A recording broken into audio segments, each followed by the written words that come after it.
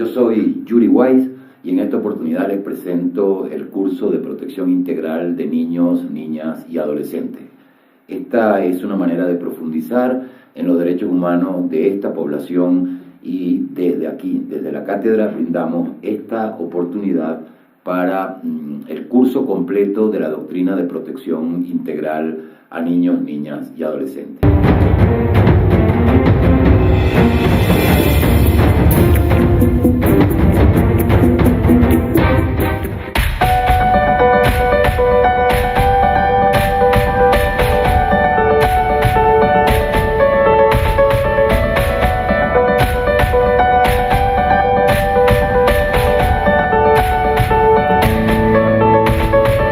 Les invito a seguir todo el curso,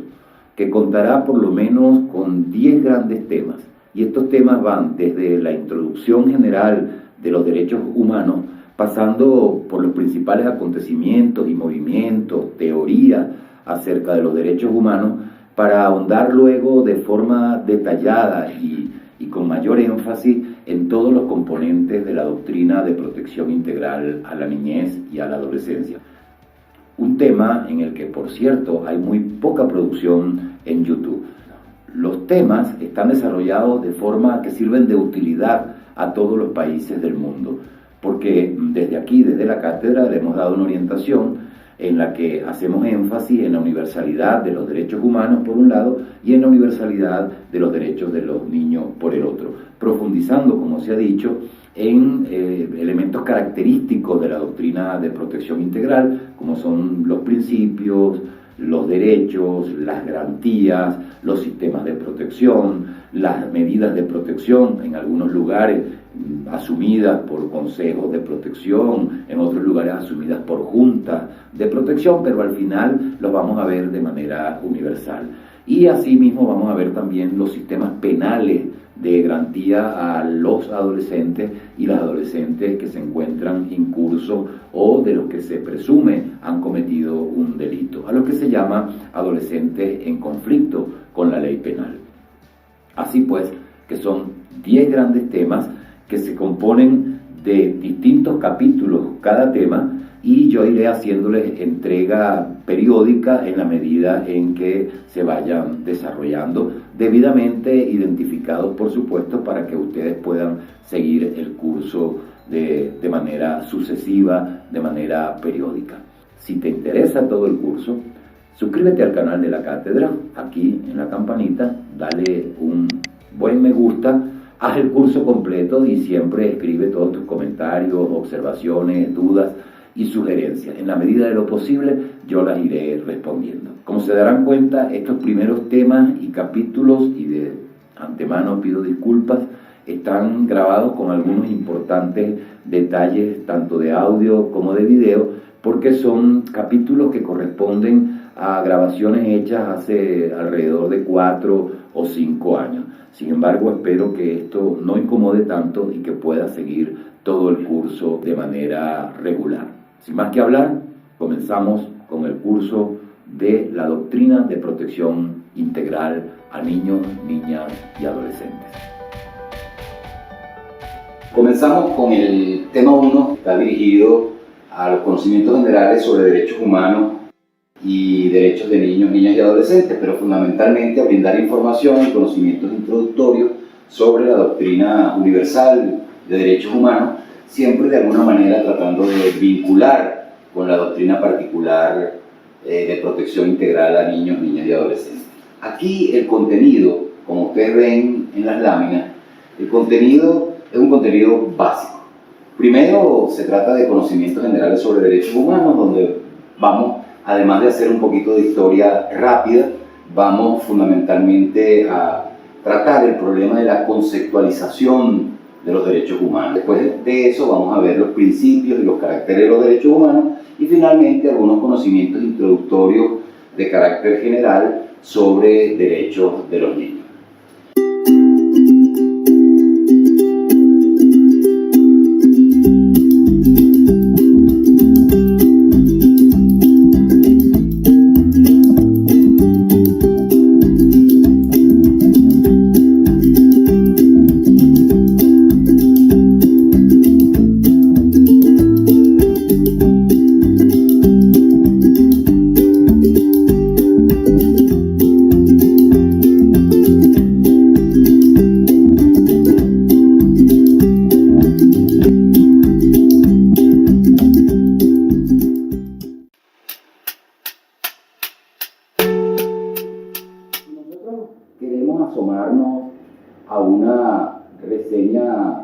histórica de los derechos humanos, vamos a pasar indefectiblemente por lo que los distintos autores en el mundo han llamado los dos grandes períodos de los derechos humanos, que están denominados como un período no formal de los derechos humanos, es decir, no codificado, no universal, y un segundo periodo, un periodo formal de los derechos humanos, que es el periodo, digamos, en donde se desarrolla de manera ideal la aspiración de la humanidad por la conquista de estos derechos. El periodo no formal está constituido por antecedentes que desarrollaron algunos principios y valores éticos y morales, también valores de carácter religioso, de carácter moral, no vinculante, es decir, no de cumplimiento obligatorio, no de carácter imperativo, que fueron generando una visión humanitaria más que de derechos humanos, una visión humanitaria de la persona humana y de la ética en el respeto de sus derechos. Luego el periodo formal, que está constituido por el desarrollo de lo que les decía, una aspiración ideal de la humanidad, y ya los derechos humanos aquí comienzan a tener un contenido político, digamos, con un carácter de principios más valorativo. Se desarrollan los derechos humanos con un contenido histórico, social, y finalmente se les da forma normativa o carácter jurídico a estos derechos humanos. Este carácter jurídico permite que los derechos humanos puedan ser materializados en la vida cotidiana, que puedan ser exigidos inclusive a través de la normativa jurídica. Bien, sobre el primer periodo. Se destacan en el primer periodo, digamos, dos grandes fases o dos grandes eras. Lo que llamamos el periodo anterior a la era cristiana, que está caracterizado por algunas consideraciones humanistas en la sociedad griega y que luego son transferidos también a la sociedad romana, especialmente cuando nace la tesis de la proporcionalidad de la venganza anterior al código de Hammurabi. Las leyes como la ley del talión, de ojo por ojo y diente por diente, no permitían concebir esta proporcionalidad humana en la venganza. Y también caracterizado por el estoicismo, digamos, el nacimiento de una doctrina estoica que tenía su fundamento en el sacrificio de determinados grupos de personas y determinadas personas, en el sacrificio por los demás, en un fundamento en la racionalidad, en el acercamiento al ser humano para comprender sus razones volitivas, las razones de la voluntad, ¿verdad? Y para sacrificar en función del ser humano todo cuanto fuera posible. Anterior a esta era cristiana, por supuesto, vemos manifestaciones en la sociedad humana que permitían entender los derechos humanos no como ahora nosotros los comprendemos, sino como razones de bondad, razones de acercamiento, razones de caridad hacia los semejantes, pero no como ahora nosotros entendemos la obligatoriedad de los derechos humanos, y eso es bueno tenerlo claro. Luego, en la era cristiana, es cuando nace, todos sabemos, la doctrina de la Biblia y los pasajes de Jesús, independientemente de la condición y, digamos, la convicción y la libertad religiosa de cada quien. Están referidos históricamente los pasajes sobre la igualdad entre los seres humanos, sobre el amor entre los seres humanos, sobre la dignidad, la conservación de la dignidad y de la paz de cada una de las personas que conforman la sociedad humana. Estos derechos eran entendidos en la era cristiana como derechos que nacían a través de Dios, eran derechos naturales y por tanto eran moralmente y religiosamente obligados a cumplir por convicción religiosa, por conciencia religiosa más que por una norma jurídica. Como ven ustedes, en este periodo no formal o periodo informal de los derechos humanos, la característica fundamental, la característica que destaca es que se trata de normas de carácter moral, no valorativas en derecho, de carácter religioso, tampoco valorativas en derecho, y que no eran, por supuesto, como les decía, vinculadas. Luego el periodo formal, en donde vamos a indicar algunos elementos que marcan el inicio de una era codificada, es decir, convertida en norma, una era codificada de los derechos humanos. La conocida Carta del Rey Juan Sin Tierra del año 1215, algunos dicen del año 1214, otros del año 1215, que permitió dos cosas importantes. Uno, la declaración de esta Carta del Rey Juan Sin Tierra, de la Carta Magna, anunciaba, tipo norma, tipo preámbulo, lo que hoy día todos aceptamos y repiten la mayoría de los instrumentos internacionales. Todos los hombres nacen iguales y por tanto el comportamiento hacia todos los hombres debe ser con igualdad. Esto permitió además crear una especie de primer freno a las arbitrariedades generadas desde cualquier forma de poder. Creó una especie de tutela, de protección frente al poder constituido. Es el primer antecedente que se señala. Luego, la declaración de Petition of Rights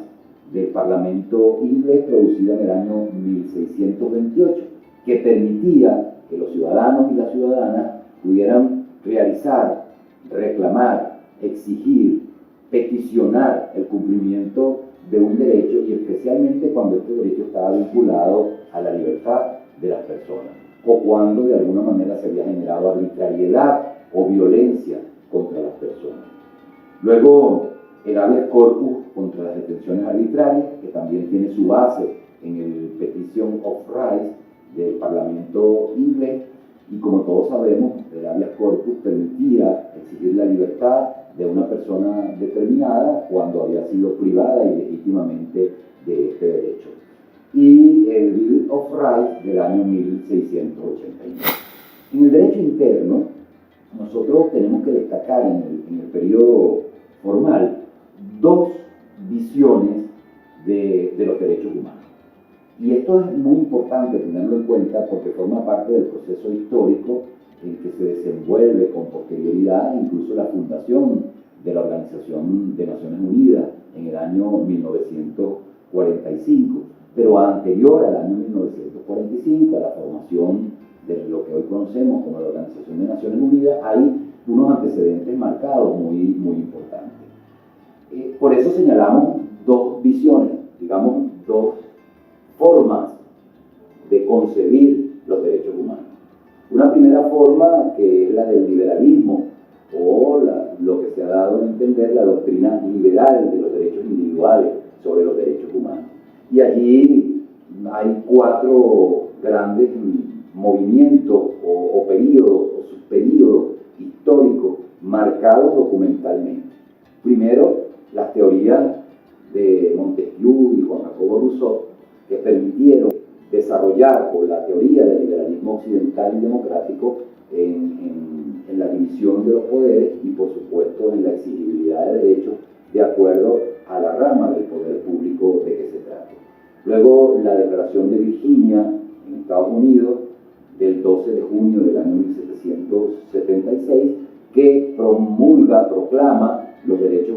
de la persona humana y principalmente los derechos civiles y políticos. La Revolución Francesa en el año 1789, por cierto que hay que destacar en la Revolución Francesa, y es importante este antecedente, hay que destacar en la Revolución Francesa que se produce en el año 1789, en el que la ciudadanía queda relegada, en lo que los ciudadanos niños y niñas quedan relegados del contenido de esta Declaración Francesa, de la Revolución Francesa. porque por supuesto solo la mayoría o la mayoría de edad daba derechos ciudadanos, y la mayoría de edad por lo general se alcanzaba a los 21 años. Pero también hay que destacar que los derechos de las mujeres quedan relegados también en esta declaración de la Revolución Francesa. Y es importante destacar que esta declaración, que se denominó la Declaración de los Derechos del Hombre y del Ciudadano, en esta declaración conocida, hartamente conocida por todos nosotros, hay una particularidad. Si bien se produce en el año 1789, a pesar de tener los antecedentes en 1776 de la Declaración de Virginia, esta declaración solo está dirigida a los hombres como ciudadanos y no a la persona humana. Como bien dice Luigi Ferrajoli, en materia de derechos humanos es mejor, porque es mayormente abarcador hablar de persona y no hablar de hombre o no hablar de ciudadano. El estatus de ciudadano se alcanza con ciertas características que las constituciones políticas democráticas, sobre todo en el desarrollo del siglo pasado, daban esas condiciones, esas particularidades, características políticas, mayoría de edad, capacidad de participación política, etcétera, etcétera. De tal manera que en la Revolución Francesa un aspecto que destaca, a pesar de que es un antecedente importante en el derecho interno del liberalismo, de la concepción liberal de los derechos humanos, se destaca que está dirigido, uno, a los hombres ciudadanos, dos, excluye a la niñez y adolescencia, y tres, los derechos humanos son concebidos en función de derechos civiles y políticos, pero no de derechos sociales, económicos y culturales, y mucho menos, por supuesto, pensar en los derechos ambientales. En el socialismo, es decir, la otra visión, la otra concepción, la otra forma de mirar a los derechos humanos es, por supuesto, el socialismo. Y allí se le da preponderancia a los derechos sociales, económicos y culturales frente a los derechos individuales de carácter civil y político, no negando los derechos civiles y políticos, pero sí dándole mayor preponderancia al cumplimiento de los derechos sociales, económicos y culturales. Se destacan dos aspectos históricos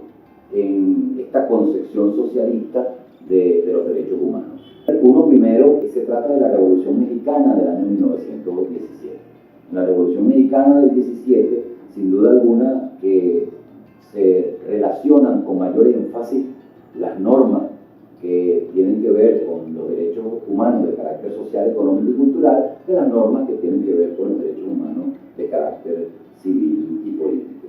Y el otro es, en 1918, la Revolución Rusa, con la Declaración de los Derechos del Pueblo, que así se llamó, y constituyó, valga redundar, digamos, la base constitucional del pueblo ruso desde 1918. En esta Declaración del Pueblo y de los Trabajadores de Rusia, del año 1918, se producen aspectos bien interesantes, porque el Estado asume la responsabilidad en la garantía de los derechos humanos, y la responsabilidad en la garantía de los derechos humanos fundamentalmente en la garantía de derechos económicos, sociales y culturales, en donde el Estado asume como responsabilidad la centralidad en el cumplimiento de los derechos humanos. Antecedente que con posterioridad, como les decía, va a ser discutido ampliamente en el seno de los organizadores que fueron a conformar la Organización de Naciones Unidas en 1945, y con mayor debate todavía, con posiciones aún mayormente encontradas, diría yo, en la Declaración Universal de Derechos Humanos del 10 de diciembre de 1948, porque allí se enfrentaron las dos visiones, la visión liberal de los derechos humanos frente a la visión socialista de los derechos humanos, es decir, la visión de derechos civiles y políticos frente a la visión de derechos sociales, económicos y culturales. Eso en cuanto al derecho interno, digamos que son los aspectos más resaltantes. En este mismo periodo formal, con respecto al derecho internacional, solo voy a mencionar algunos aspectos. El nacimiento del derecho humanitario es la base sobre la cual se asienta con posterioridad el desarrollo de todos los derechos humanos. Es gracias al derecho humanitario y especialmente al derecho humanitario en condiciones o en situaciones de guerra o en situaciones de tragedias naturales o de tragedias colectivas que se puedan producir por cualquier otra circunstancia, por epidemias o por tragedias como terremotos, sismos, etc., que el derecho humanitario presta o brinda una gran contribución al desarrollo de los derechos humanos. Por ejemplo, la creación del Comité Internacional de la Cruz Roja en el año 1860, la Convención de Ginebra sobre Derechos Individuales en caso de conflictos armados, 4 años después, en 1864. Y en cuanto a la constitución de organismos de carácter internacional para la promoción, educación y garantía de los derechos humanos en el ámbito del foro internacional, nos conseguimos, por supuesto, con la Sociedad de Naciones de 1924, que tuvo una efímera existencia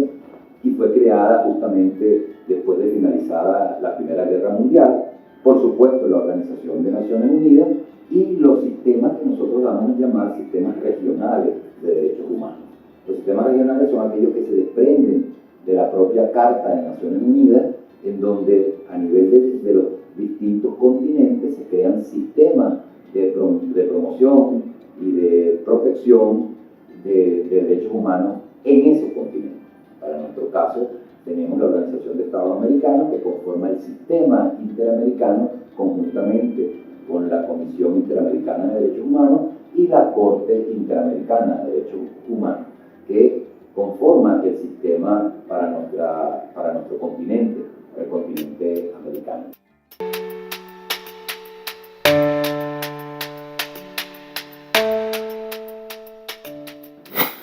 Uno de los asuntos más importantes, porque va a tener además su relevancia al momento de aplicar los derechos humanos, es cómo estamos conceptualizando los derechos humanos. Y sobre este tema de la conceptualización de los derechos humanos, hay importantes corrientes.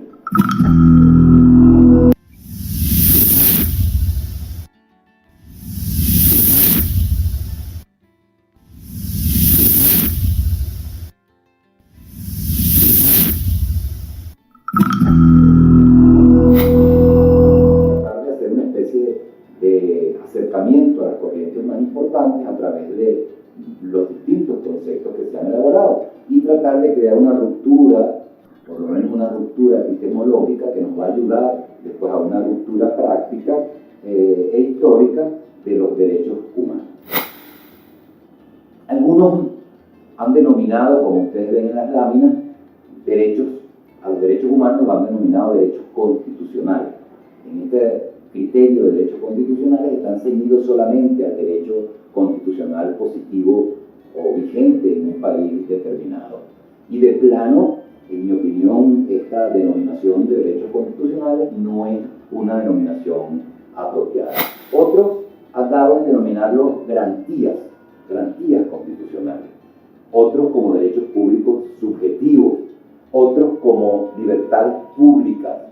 Y otros más como derechos fundamentales. Así como derechos fundamentales, se ha dicho que son aquellos derechos humanos que han sido reconocidos por los ordenamientos jurídicos del Estado, en la mayoría de los casos reconocidos en la normativa constitucional, esto es, en cuanto se trate siempre de derechos humanos positivados porque se encuentran en la norma, y que gozan al menos en principio, o deberían gozar en principio en la propia Constitución, de un sistema de garantías que sea reconocido por la normativa constitucional y por el resto de la normativa jurídica. En este concepto de derechos fundamentales, que está cercano a la definición de derechos constitucionales, nos tropezamos con la limitación, vamos a llamarla de esta manera, que crea una especie de cinturón de fuerza que no permite salirse de los derechos reconocidos en la Constitución. De manera que en este concepto, los derechos humanos son solo aquellos que están constitucionalmente aprobados, que normativamente se encuentran contenidos en la Constitución. Lo que significaría que si alguien tuviese en una circunstancia particular que tuviese que exigir un derecho distinto al contenido constitucionalmente, no podría hacerlo en este concepto restringido, vamos a calificarlo de esta alguna manera, en este concepto restringido de derechos humanos. El Instituto Interamericano de Derechos Humanos ha dicho que los derechos humanos son aquellos derechos, y entonces allí comienza a calificarlos.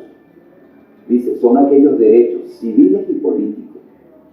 económicos, sociales y culturales. 5 grupos de derechos, que luego transforma en lo que algunos autores han dado a llamar la generación de derechos humanos, o la clasificación en generaciones de los derechos humanos. Más adelante veremos por qué nos distanciamos de este criterio de clasificación generacional de los derechos humanos, inherentes a la persona humana, así como aquellas condiciones y situaciones indispensables reconocidas por el Estado a todos sus habitantes sin ningún tipo de discriminación para lograr un proyecto de vida digna. Por supuesto que se trata de un concepto mucho más amplio que el anterior, y por supuesto también que este amplio concepto está determinado por el carácter histórico que Naciones Unidas ha venido siguiendo, digamos la relación cronológica e histórica que ha venido siguiendo en la aprobación de los distintos pactos internacionales o pactos o convenios universales de derechos humanos, es decir, los civiles y políticos en primer orden y finalmente los sociales, económicos y culturales en otra época posterior. Como se deriva de este concepto que ustedes ven en sus láminas, es indudablemente que está siguiendo esta doctrina de Naciones Unidas. Otro concepto de derechos humanos establece que son prerrogativas. Esto de prerrogativas debe ser entendido en el sentido más amplio, es decir, es utilizado como un sinónimo de derechos o de garantías, más bien, de garantías, porque prerrogativas suena a veces como a una dádiva. Sin embargo, no se trata de esto. Son prerrogativas que tiene todo individuo frente a los órganos del poder para preservar su dignidad como ser humano, y cuya función es excluir la interferencia del Estado en áreas específicas de la vida individual, o asegurar, yo diría, asegurar la prestación de determinados servicios por parte del Estado para satisfacer sus necesidades básicas. Estos derechos reflejan las exigencias fundamentales que cada ser humano puede formular a la sociedad de la que forma parte. Como se dan cuenta, este concepto de derechos humanos, mucho más amplio incluso que los dos anteriores, permite entender que los derechos se reclaman frente al Estado y que constituyen, de lo que cual carecen los dos conceptos anteriores, que constituyen un freno a la arbitrariedad o al abuso, una limitación importante en el ejercicio del poder por parte del Estado. Hoy día, como vamos a ver más adelante, hoy día se ha avanzado en entender que no es solo el Estado quien puede vulnerar directamente, lo puede hacer por omisión, sino por omisión frente a la vulneración de terceros. No es solo el Estado, se ha entendido, quien puede vulnerar directamente derechos humanos. También corporaciones privadas pueden violentar, vulnerar derechos humanos fundamentales. Otro concepto, dicen que son atributos de toda persona inherente a su dignidad, que el Estado está en el deber de respetar, garantizar y satisfacer. Este concepto parecido al anterior, pero mucho más corto, permite entender también que es el Estado el que debe asegurar y satisfacer estos derechos. Y finalmente, un concepto o una construcción histórico-social de los derechos humanos, a la que en lo particular, no quiere decir que ustedes lo hagan, en lo particular me acerco a ella, establece que los derechos humanos son conquistas históricos sociales de la humanidad. Ya no da la prerrogativa que son otorgados o reconocidos por el Estado, sino que han sido conquistados a través de un proceso de luchas sociales, y de eso está lleno el mundo. Desde que conocemos que el mundo, la lucha de la humanidad por lograr mejores condiciones de vida, de manera que son conquistas históricos sociales. Nunca podríamos pensar, por ejemplo, cuando la sociedad esclavista o cuando la sociedad feudal, que una norma que justificaba y veía la esclavitud como legal pudiera hacer desaparecer por sí sola. Fueron las luchas sociales, las luchas de los mismos esclavos, las luchas de los pueblos, las que lograron conquistar la abolición de la esclavitud, porque justamente, o por lo menos de ese tipo de esclavitud, porque la esclavitud personal, física, directa, el sometimiento directo de la persona humana, porque justamente fueron las luchas de los pueblos las que hicieron desaparecer esas normas que justificaban la esclavitud como derecho positivo normal. Decimos, son conquistas históricos-sociales de la humanidad oponibles al poder y a los distintos factores que representan ese poder, mucho más amplio, porque ya no solamente es el poder representado por el Estado, sino que puede tratarse de factores representados por cualquier otra forma de poder, que tienen como fundamento esos derechos humanos, tienen como fundamento en su más amplio sentido la dignidad, la igualdad y la justicia.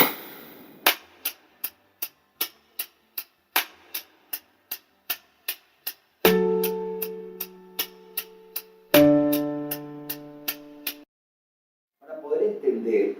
el concepto que hoy día manejan la mayoría de los doctrinarios sobre derechos humanos, tenemos que pasar por 3 periodos históricos que permitirán entender a los derechos humanos en la concepción actual. Primero, el concepto o periodo justnaturalista, en el que el fundamento de los derechos humanos o de los derechos en general está en la persona humana. En este periodo justnaturalista, los derechos parecen o se entienden como devenidos de la propia condición inherente al ser humano. Es decir, pareciera que en esta concepción primero naturalista y después justnaturalista, el ser humano nace con estos derechos. No obstante, la realidad hoy día indica que no es así. Muchos seres humanos nacen sin derechos, lamentablemente, sin derechos, sin posibilidad de exigir derechos, pero que es justamente el avance histórico-social en la conquista de estos derechos lo que permite irlos exigiendo e ir obteniendo el respeto a la dignidad y a la igualdad de los seres humanos. Luego tenemos una concepción denominada positivista, en donde el fundamento de los derechos humanos se encuentra en las normas, se encuentra exclusivamente en las normas de derecho positivo que los reconocen. Es decir, que en tanto y en cuanto no sean reconocidas estas normas, estos derechos humanos en el derecho positivo de un país, no serán derechos como tal, y por tanto el ser humano no gozará de estos derechos si no están contemplados en una ley positiva. En esta concepción, por supuesto, positivista, los derechos quedan limitados al reconocimiento, sí, exclusivamente al reconocimiento legal y no a la posibilidad de alegar los derechos humanos en un momento determinado, independientemente de que se encuentren o no consagrados en una ley determinada. Y finalmente, la concepción histórico-social que ya hemos tratado, en donde los derechos humanos surgen, como ya dijimos, como una conquista y evolución histórica que van logrando las distintas sociedades en la lucha por satisfacer las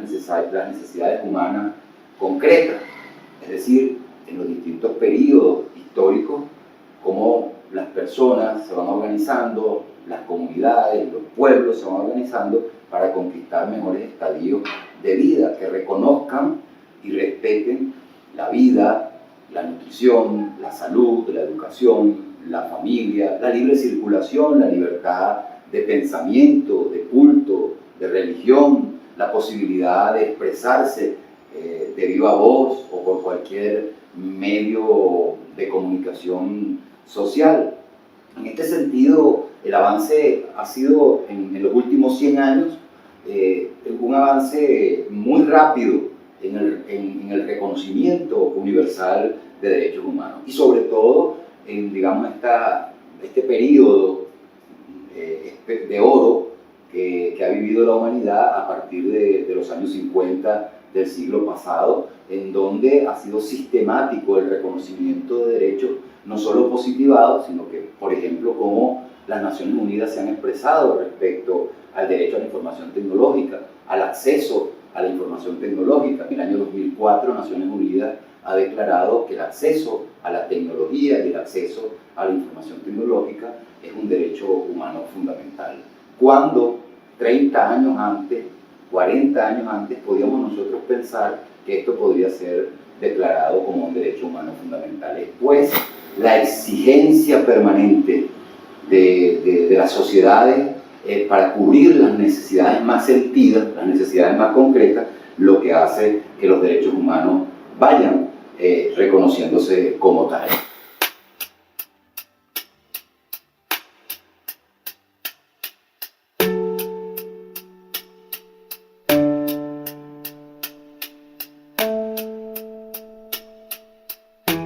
Vamos a tratar de hacer una ruptura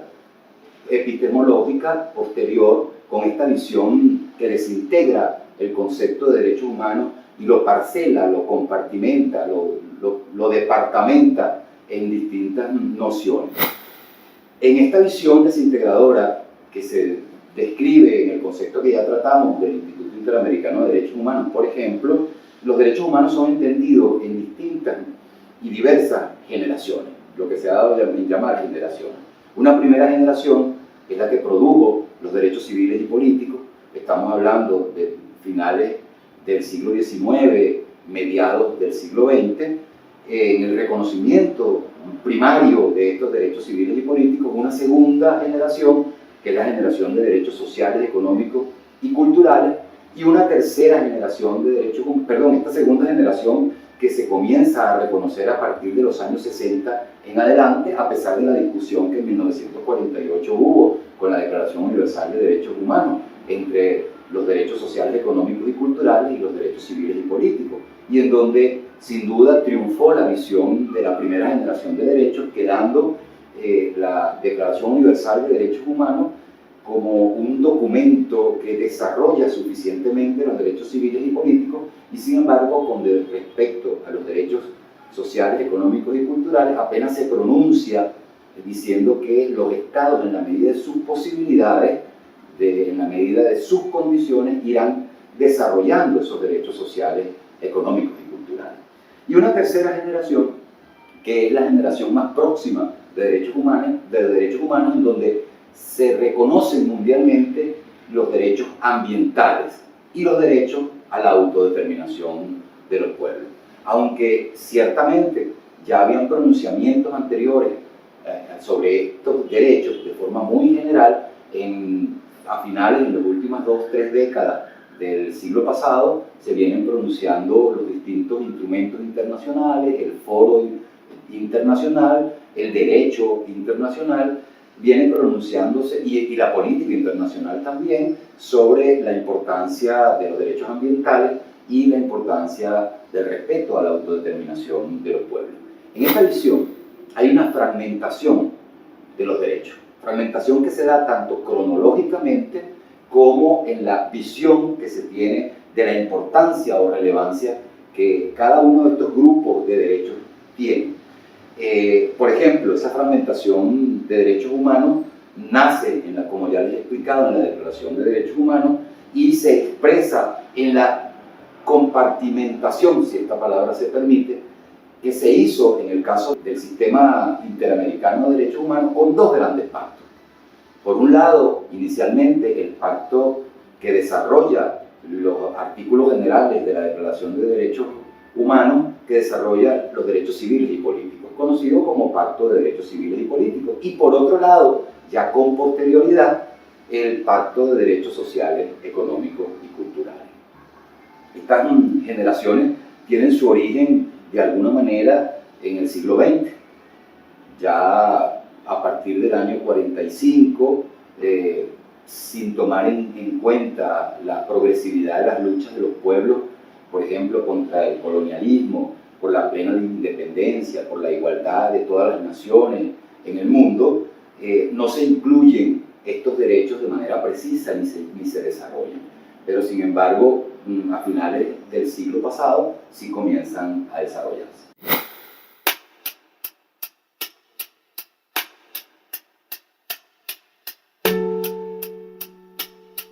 Otros conceptos de derechos humanos en sentido amplio y en sentido estricto son derechos en sentido amplio que son inherentes a la persona humana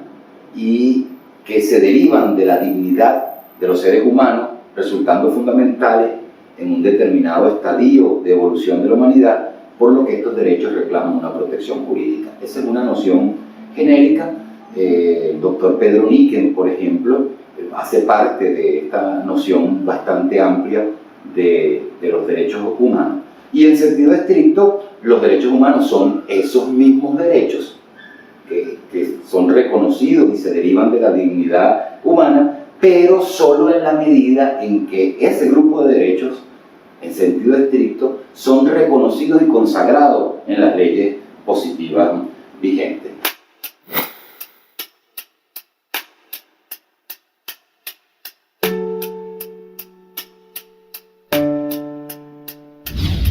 El nuevo paradigma histórico-social de los derechos humanos pretende al menos tres cosas, tres elementos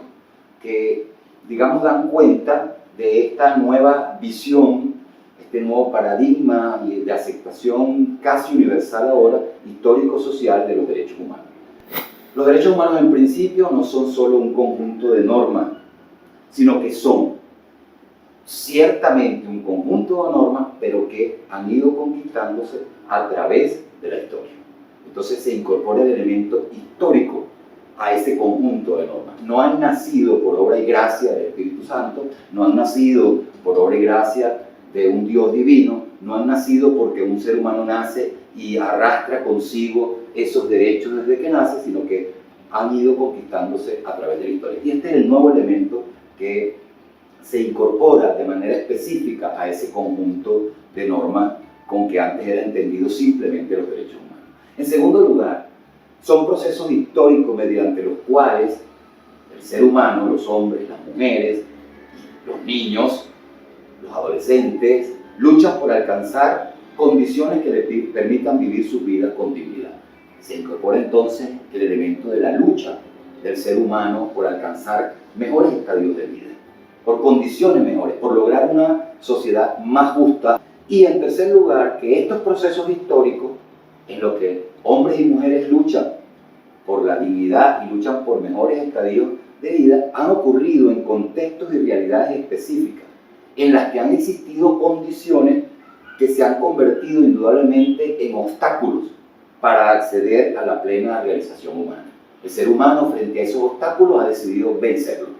y los ha vencido tomando como bandera indudablemente la lucha por los derechos humanos y la conquista de esos derechos y de los mecanismos que permitan que la realización absoluta del ser humano sea real y no sea simplemente una panacea escrita en normas. Ya visto el capítulo 1, te espero en un nuevo capítulo del curso de Doctrina de Protección Integral a Niños, Niñas y Adolescentes. En el próximo capítulo veremos los principios y los caracteres de los derechos humanos. Y en el tercer capítulo entraremos ya a la materia de la Doctrina de Protección Integral. Recuérdate